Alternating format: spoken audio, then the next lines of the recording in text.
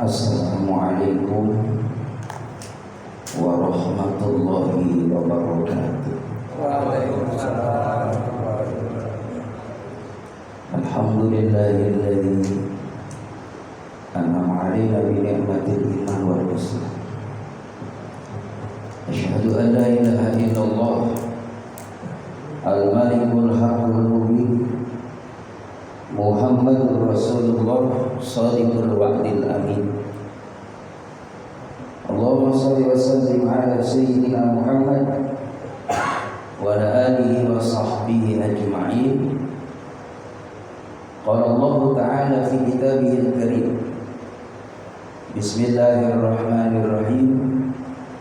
Innamal mu'minuna alladzina idza dzukirallahu wajilat qulubuhum wa idza tuliyat 'alaihim ayatuhu zadatuhum imanan wa 'ala rabbihim yatawakkalun. Wa qala Nabi sallallahu alaihi wasallam khairun nas man tala umruhu wa hasuna 'amaluhu wa syarrun nas man tala umruhu wa sa'a 'amaluhu. Sadaqallah wa sadaqa Rasulullah sallallahu alaihi wasallam. Kepada kami yang saya hormati juga segenap pengurus yang hadir yang sama-sama dirahmati oleh Allah Subhanahu wa taala. Alhamdulillah pada malam yang berbarakah ini kita dapat sama-sama silaturahim. Mudah-mudahan silaturahim kita menjadikan asbab kita diberikan berkah umurnya oleh Allah Subhanahu wa taala. Diberikan berkah rezekinya oleh Allah Subhanahu wa taala. Diberikan berkah keluarganya oleh Allah Subhanahu wa taala. Diberikan berkah lingkungannya oleh Allah Subhanahu wa taala. Karena dengan silaturahim tazidu fil umri, bisa memperpanjang umur. Jadi kalau kita pengen panjang umur, banyakin silaturahim. Ini bapak-bapak nih jujur, kalau minta sama Allah panjang umur, pengennya berapa tahun? Yang gak ada batasnya ya, pengennya panjang umur. Saya nanya sama aki-aki yang usia 100 tahun juga, ketika ditanya, Ki pengen panjang umur? Pengen Ustaz. Kalau bisa nambah lagi 50 tahun lagi. Padahal penyakit udah numpuk ya. Jadi jamaah rahimakumullah, khairul umur awsatuha, perkara yang baik itu yang sedang. Jadi panjang umur, panjang banget juga nggak bagus. Kalau mau memang niat Nabi pengen panjang umur, Nabi minta sama Allah pasti dikabul.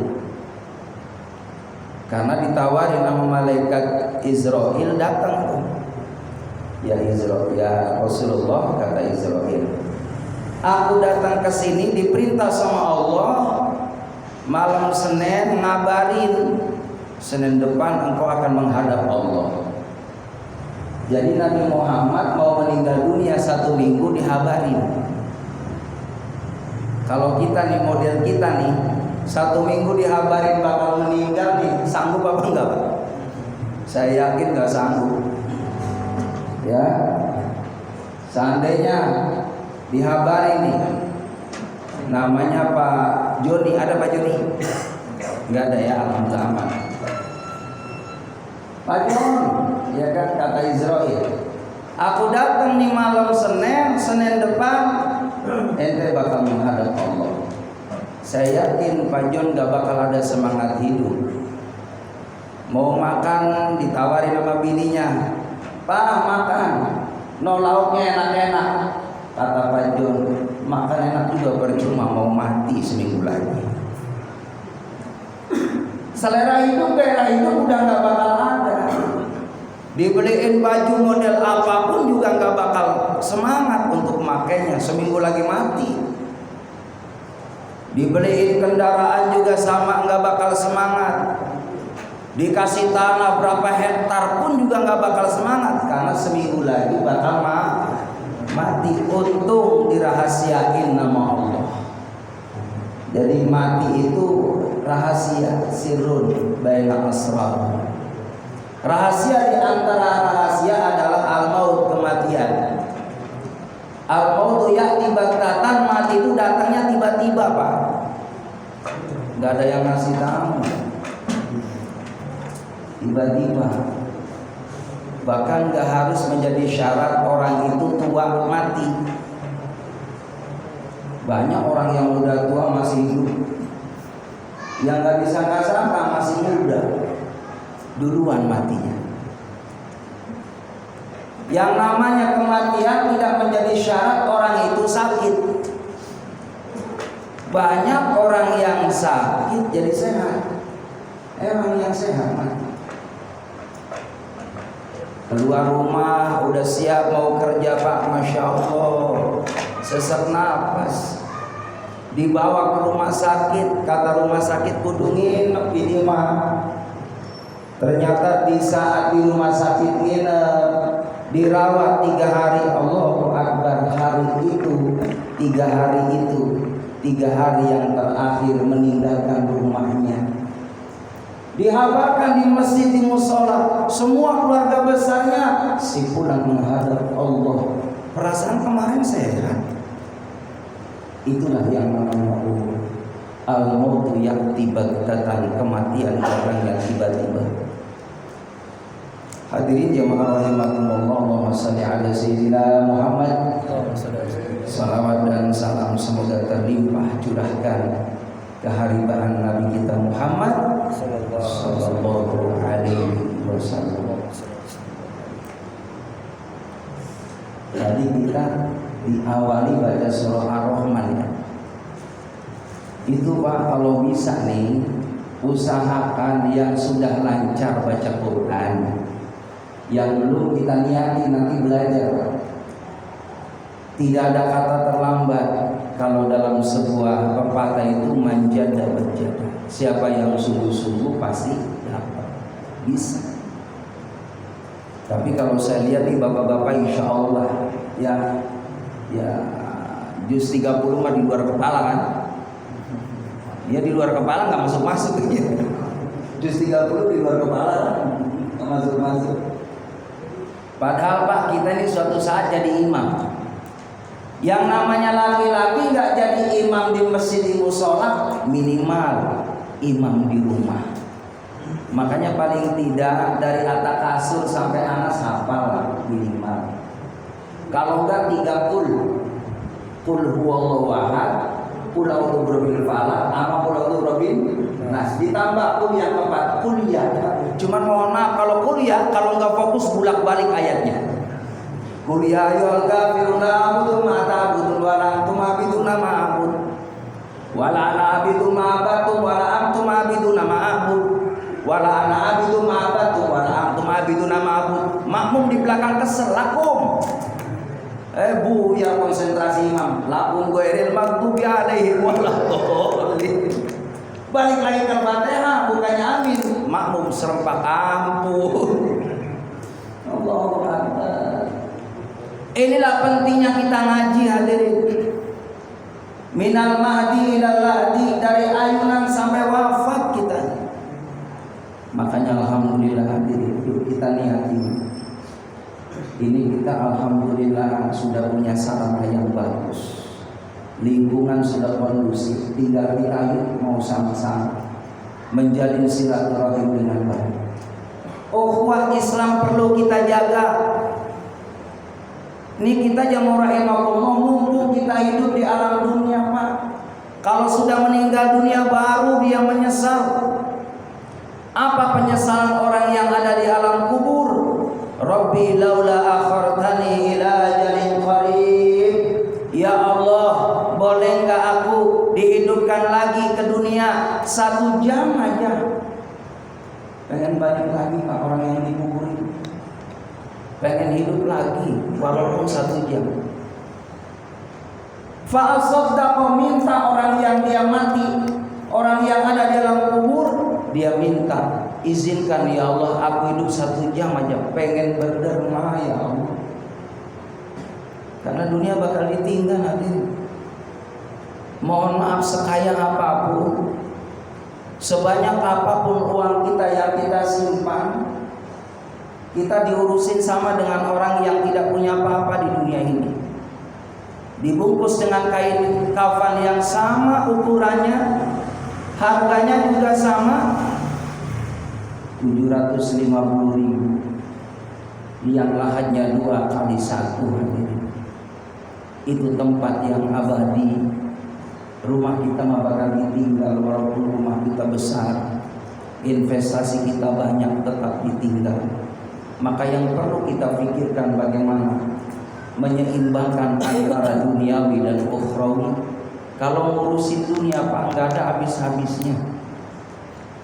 Bahkan kata Imam Ghazali, barang siapa yang disibukkan dengan masalah dunia, maka dia akan capek dengan dunia. Tapi barang siapa yang memprioritaskan akhirat, dengan sendirinya dunia khadimuhu akan melayani. Kalau dalam hadis qudsi Allah berfirman, jadi Al-Quran itu wahyu Allah yang langsung diberikan kepada malaikat Jibril kepada Nabi Muhammad. Itu Al-Quran namanya wahyu. Kalau hadis qudsi itu langsung Allah kepada Nabi Muhammad sallallahu alaihi wasallam. Kata Allah kepada Muhammad, ya ibadi, wahai hambaku, tafarrag li ibadati, sibukkan dengan ibadah kepadaku. Sempetin Pak serepot apapun kita dikerjakan, izin sama atasan kita, bos, izin saya mau sholat Jumat, izin saya mau sholat 5 waktu sholat di awal waktu. Luangkan waktu hanya 15 menit, lamanya 30 menit. Kita sujud di hadapan Allah sebagai bentuk rasa syukur kepada Allah Subhanahu wa taala. Masih diberikan nikmat hidup. Kalau saya baca tuh ada tulisan tuh Pak, jutaan manusia, banyak orang yang menangis di alam kubur. Dia pengen kembali lagi ke dunia untuk memperbaiki amal saleh. Dan survei membuktikan hadirin, ini Nabi pernah suatu ketika berjalan, lalu Nabi berhenti di pekuburan. Ini sunnah hadirin, kalau kita masuk ke makom, ke makbarah kuburan, berikan salam, assalamualaikum ya ahli kubur. Keselamatan buat kalian wahai ahli kubur. Wa inna insyaallah bikum lahiqun. Karena apa? Suatu saat saya juga bakal nyusul kalian.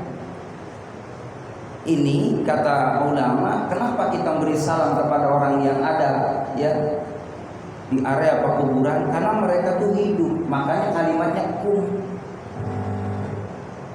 Assalamualaikum. Keselamatan bagi kamu. Dan itu jemaah rahimakumullah, dalam suatu riwayat itu akan dijawab oleh orang-orang yang ada di alam kubur salam kita. Jadi salam kita ini berlaku. Dan harus kita yakini bahwa orang yang meninggal dunia setelah 7 langkah dihantar oleh orang yang menghantar, itu datang malaikat yang wajib kita imani. Ada malaikat munkar dan nakir. 7 langkah Pak. Terakhir 7 langkah yang terakhir tuh, datang malaikat munkar dan nakir, bakal menyoal Pak, man rabbuka, siapa Tuhan, man nabiyuka, siapa nabimu, ma kitabuka, apa kitabmu, madinuka, apa agamamu, man ikhwanuka, siapa saudaramu. 5 pertanyaan Pak, gampang Pak, hafalin aja. Siapa Tuhanmu, siapa nabimu, apa kitabmu, di mana kiblatmu, siapa saudaramu. Saya yakin pada hafal semua. Ada empong-empong hadirin. Waktu saya taklim, Ustaz itu mah hafal saya Ustaz, berarti aman dong saya. Kata empong-empong, kata saya tunggu dulu kong, engkau ibadah nggak sama Allah?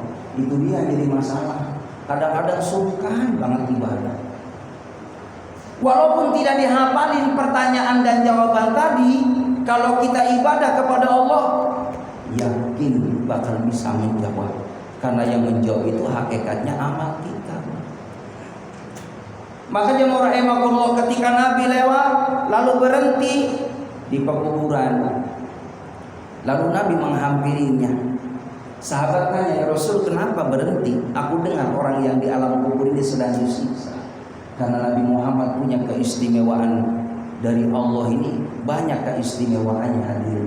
Di antaranya adalah bisa mengetahui bagaimana kondisi orang yang ada di alam barzakh. Kalau cerita keistimewaan Nabi Muhammad itu ada dalam sirah Nabawi. Itu banyak sekali, puluhan hadirin. Dan itu perlu kita ketahui supaya tambah mahabbah kepada Nabi. Lalu Nabi menghampirinya, mengambil pelepah daun kurma, ditancapkan hadirin. Lalu kata sahabat, apa gunanya ya Rasul? Sebenarnya intinya adalah doanya Nabi Muhammad kepada almarhum tadi. Semoga diringankan siksanya ya Allah. Walaupun ya ada sebagian ulama ini kiasan gambaran bahwa selama itu daun tadi belum kering, maka menjadikan asbab kebaikan buat almarhum. Jadi kata ulama, hadirin mohon maaf, setiap dedaunan ini ada malaikat yang bertasbih kepada Allah Subhanahu wa taala.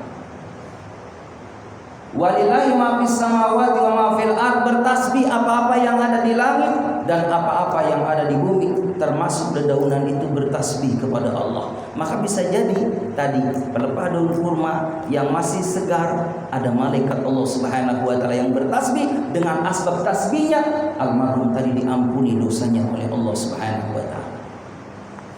Maka ramai-ramai orang pada nanami pepohonan di sampingnya, ya kan, bunga-bunga. Itu sebenarnya ngambil daripada ya kiasan hadis tadi. Walaupun jamaah rahimakumullah, yang sebenarnya bukan dari pohonnya yang berpengaruh, doanya Allahumma ighfir lahu warhamhu wa'afihi wa'fu anhu. Kalau perempuan, Allahumma ighfir laha warhamha wa'afiha wa'fu anha. Makanya sering saya sampaikan dalam taklim hadirin, mohon maaf, status kita ini laki-laki ya jelas harus laki-laki. Kalau perempuan ya perempuan. Kalau yang meninggalnya banci, bingung ustaznya hadirin. Allahumma ighfir lahu warhamhu. Ya kan? Bingung ustaznya. Makanya status laki-laki ya laki-laki, biar Allahumma ighfir lahu. Kalau perempuan Allahumma ighfir laha, biar jelas. Makanya kalau diundang yang meninggal banci, saya kata agak minder, saya bingung doanya. Ya paling bijaksananya Allahumma ighfir lahu. Baik hadirin, maka akhirnya subhanallah orang tadi diringankan siksaannya di alam barzakh. Lalu sahabat penasaran, apa penyebabnya ya Rasul orang tadi disiksa? Satu, min baul, karena dia toharoh tidak suci, tidak disucikan, habis kencing gak disuciin Pak. Makanya paling tidak minimal pakai tadi tuh, bawa tisu kalau nggak ada air. Boleh kayu yang kering, ada batu, pakai batu yang 3 sudut itu, atau boleh 3 buah batu. Utamanya batu. Kalau nggak ketemu batu, ya tisu, apapun itu ya. Yang penting benda-benda yang kering. Itu pembahasan fikih nanti insyaallah. Jadi jamaah rahimakumullah, orang yang disiksa tadi karena tadi buang air kecil, dia akhirnya tidak istinja, sehingga ketika sholat ada najis pada tubuhnya. Sementara syarat syahnya sholat itu harus suci daripada badannya, pakaian dan tempatnya. Maka badan ada najis, tidak diterima sholatnya oleh Allah.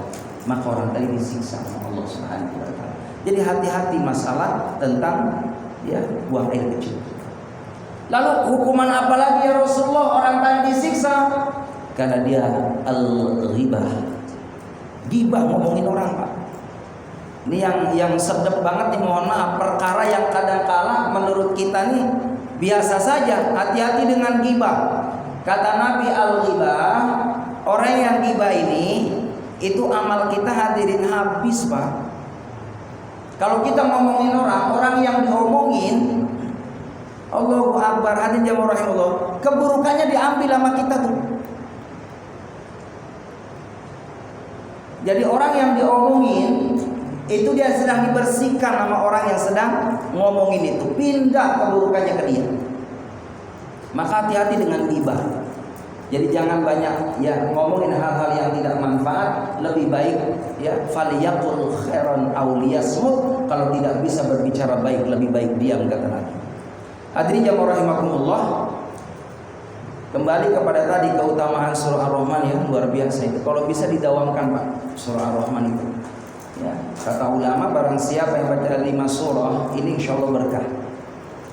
Alhamdulillah saya hadis binikmat, makanya apa yang saya sampaikan insya Allah sudah ngamalin. Baca surah Yasin, Ar-Rahman, Waqi'ah, ya, Al-Mulk, An-Naba. Atau boleh kata ulama Ad-Dukhan. Itu 5 surah itu usahakan dibaca. Surah Yasin itu 5 quri'alahu, tergantung apa yang diniatkan. Dalam satu riwayat barang siapa yang baca surah Yasin pagi hari, Allah jamin rezekinya sampai sore. Siapa yang baca surah Yasin sore hari, Allah jamin rezekinya saya pagi. Minimal 1 kali. Lalu surah Al-Mulk, ya surah Ar-Rahman dulu. Ar-Rahman ini jemaah rahimakumullah itu adalah surah ya pengantin namanya. Likulli syai'in urush wa urushil Qur'an Ar-Rahman hadisnya. Segala sesuatu ada pengantin. Maka pengantinnya Al-Quran adalah surah Ar-Rahman. Maka yang bagus orang mau nikahan itu baca surah Ar-Rahman. Jangan kembali Pak surah Yasin. Surah Yasin biasanya umumnya buat orang mati. Begitu, jadi ada pak-paknya, ada tempat-tempatnya. Kalau Ar-Rahman orang nikahan, orang akikohan. Begitu. Kalau orang yang meninggal surah Yasin. Walaupun tidak apa-apa bebas ya, tapi tadi keterangannya harus sesuai. Kalau surah Al-Mulk, surah Waqi'ah itu mempermudah rezeki. Ya, kalau surah Al-Mulk dalam satu riwayat barang siapa baca surah Al-Mulk itu nanti Al-Mulk akan menjadi hujjah buat kita di alam barzah. Surah Al-Mulk berkata kepada malaikat Munkar dan Nakir, dulu semasa hidupnya si fulan ini menjaga aku, maka tolong amankan dia, dan aku sebagai pelindungnya, penolongnya buat dia karena dia menjaga aku. Ini juga dijelaskan ya di dalam ya banyak tafsir, itu juga ada. Jadi kita harus benar-benar yakin apa yang disampaikan ulama itu ada manfaat bagi kita. Lalu selanjutnya jamaah rahimakumullah membaca surah An-Naba atau Ad-Dukhan supaya kita nanti diamankan di hari kiamat. Amin ya rabbal alamin. Mungkin itu saja hadirin yang dapat saya sampaikan, tidak terasa sudah 30 menit. Ya, barangkali ada yang perlu dipertanyakan, dipersilahkan. Ya, silakan kepada jemaah sekalian, barangkali bertanya tentang sholat kita pada kajian atau taklim kita pada malam hari ini, silakan.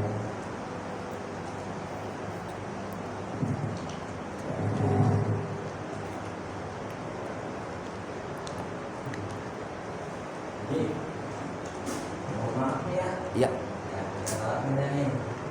Cuman besok saya minta gini Pak Ji, jamaah yang ada di sini ya. Iya. Kita selamatan habis sisa di rumah. Oh, malam. Orang si Dirga. Iya, barokallah. Hitan barokallah. Iya. Berarti malam Selasa. Iya. Oh iya, besok. Habis sisa Pak Ji ya. Iya, insyaallah.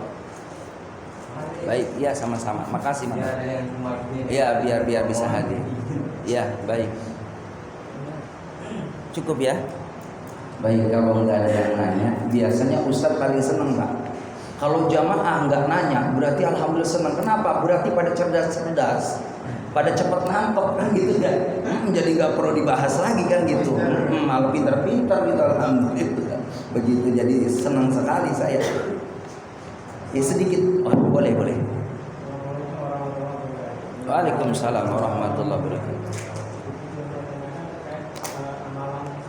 Ya. Ya, baik. Makasih. Subhanallah, ini pertanyaan pasti luar biasa. Muharram hadirin itu adalah awal bulan di tahun Hijriah. Bulan Muharram di dalam surah At-Taubah ayat 36 itu termasuk minha arba'atun hurum, 4 bulan yang dimuliakan oleh Allah. Makna hurum di sini artinya orang Islam haram untuk berperang. Hurum juga maknanya adalah tidak boleh mendzalimi diri kita dan orang lain di 4 bulan itu. Bulan Zulqa'dah, Zulhijjah, Muharram dan Rajab. Itu 4 bulan kudu diistimewahi nama kita. Di bulan Muharram adalah bulan bagaimana di situ banyak peristiwa, di antaranya diciptakannya Nabi Adam alaihissalam. Bagaimana diterima taubatnya Nabi Adam alaihissalam. Di bulan Muharram juga bagaimana diselamatkannya Nabi Nuh alaihissalam. Begitupun diselamatkannya Nabi Yunus alaihissalam dikeluarkan dari perut ikan. Di bulan Muharram juga tepatnya pada Yaumul Asyura adalah diketemukannya Nabi Yusuf alaihissalam di dalam sumur oleh musafir, lalu dibawa ke kerajaan, dibesarkan di sana. Lalu di bulan Muharram juga disehatkannya Nabi Ayub alaihissalam dari sakit selama 13 tahun. Lalu di bulan Muharram juga diselamatkannya Nabi Ibrahim alaihissalam dari bakaran Raja Namrud. Juga di bulan Muharram bagaimana diselamatkannya Nabi Musa alaihissalam dan ditenggelamkannya Fir'aun. Maka suatu ketika dalam hadis sahih ini Nabi bertemu dengan seorang Yahudi. Yahudi sedang berpuasa pada hari Asyura. Lalu ditanya, apa penyebab engkau puasa? Aku gembira Nabi ditolong oleh Allah. Maka kata Nabi Muhammad, semestinya akulah yang berpuasa karena aku adalah penerus. Maka jemaah rahimahullah dilanjutkan dalam hadisnya untuk membedakan orang Yahudi dengan Muslim, tambahlah sebelum hari Asyura, yaitu hari Tasu'a yang ke-9-nya.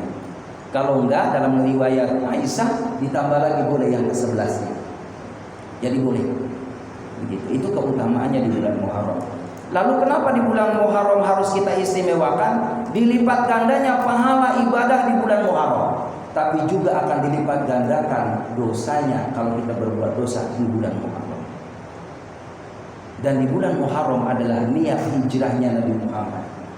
Jadi Nabi Muhammad itu hijrahnya di bulan niatnya di bulan Muharram, walaupun pelaksananya di bulan Rabiul Awal. Jadi 2 bulan persiapan. Itu saja hadirin yang rahimahullah. Mungkin masih. Wallahu a'lam. Sedikit lagi Pak. Ini sedikit lagi. Tadi keutamaan surah Ar-Rahman tadi. Kata Imam Ja'far As-Siddiq, beliau menyampaikan la bi syai'in min 'alaika rabbi a'dhibu. Kata Imam Ja'far As-Siddiq, kalau kita baca surah Ar-Rahman 1 kali, kalau seandainya Allah wafatkan kita, maka Allah wafatkan kita dalam kategori orang yang syahid di jalan Allah. Jadi Ar-Rahman itu benar Pak, keistimewaannya besar. Makanya boleh kita variasi deh. Boleh surah Yasin, Ar-Rahman, ya Waqiah nanti, ya Al-Mulk dan surah-surah yang lainnya. Ini pelengkap taklim kita insyaallah ke depan. Dan jangan lupa kita nggak usah malu, nanti boleh kita belajar Iqra. Termasuk saya nanti yang ngajarin bagian Ar-Rahman.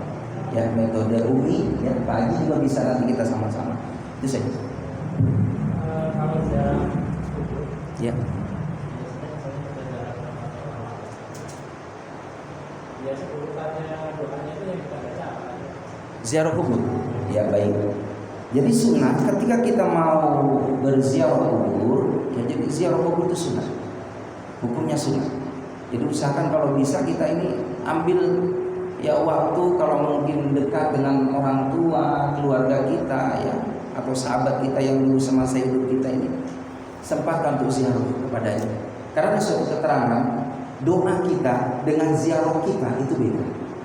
Kalau orang doa jarak jauh sampai, tapi ziarah itu lebih utama.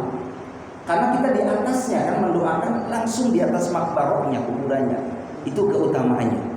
Jadi ada suatu keterangan orang tua senang yang luar biasa ketika dihadiri anaknya hadir ziarah di atas makamnya, mendoakan Allah maghfir lahu, kesenangan yang tiada tara daripada kesenangan yang lain. Adabnya tadi usahakan kita kalau bisa gitu kan, karena kita mau baca zikir ya, mau baca ya Al-Qur'an seandainya, berwudulah sunnahnya. Makanya orang dalam keadaan haid tidak boleh masuk. Jadi masuk ke sana dalam keadaan punya adab yang sopan Pak. Jadi kalau masuk ke kuburan ya usahakan auratnya laki-laki kan benosro rohbah, paling tidak gitu kan ya seginilah. Jangan masuk antar kuburan gitu kan, jenazah segini. Ya, adabnya. Jadi adabnya dalam kondisi kita menutup aurat, baik laki-laki ataupun perempuan. Lalu kita langsung di sana, tidak boleh kita melangkahi itu nisan. Melangkahi atau menduduki di atasnya. Itu nggak boleh dalam suatu kitab, itu nggak boleh. Jadi lewatnya sampingnya. Kadang-kala kita ngelangkahin nggak, apalagi duduk di situ. Naruh kopi di sebelahnya gitu ya, sambil merokok ya. Allahu Akbar. Mohon maaf ya, kalau mau merokok pun boleh, tapi jangan kita asal ini, karena ada. Yang itu jarang kadang-kala diperhatikan oleh kita nih. Padahal itu semuanya ada keterangannya. Masuklah di situ jamaah rahimakumullah, lalu kita ambil posisi menghadap kiblat. Menghadap kiblat lalu kita doakan itu. Kalau laki-laki Allahumma firlahu, perempuan Allahumma firlahu. Ya, mau dibacakan dzikir tahlil boleh, kalimat thayyibah di situ.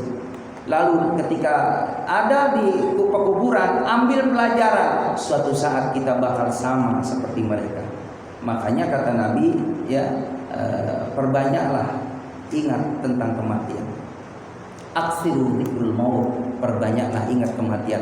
Makanya ziarah kubur itu sunnah, hadir ke sana untuk mengingatkan kita supaya kita ini paham tujuan hidup. Begitu. Cukup kan? Cukup kan? Ya, kalau nggak ada yang nanya berarti udah pas ya. Alhamdulillah. Sunnahnya mah 3 Pak. Ya, nanya sunnahnya 3. Ya kalau nggak ada nanya ya udahlah, berarti tutup dengan doa. Ya berarti pas ya. Mari kita doa. Astagfirullahaladzim. Allahumma shalli ala Muhammadin fil awwal wal akhir. Sallallahu wa ta'ala wa sahabatu rasulillah. Ya Allah ya Rabbal alamin, alhamdulillah rabbil alamin, hamdan yafi ni'amika fi nazina. Ya Rabbana lakal hamdu kama yanbaghi li jalali wajhikal karim wa 'azimi sultanik. Rabbighfir lana dhunubana wa li walidayna warhamhuma kama rabbayana shaghira.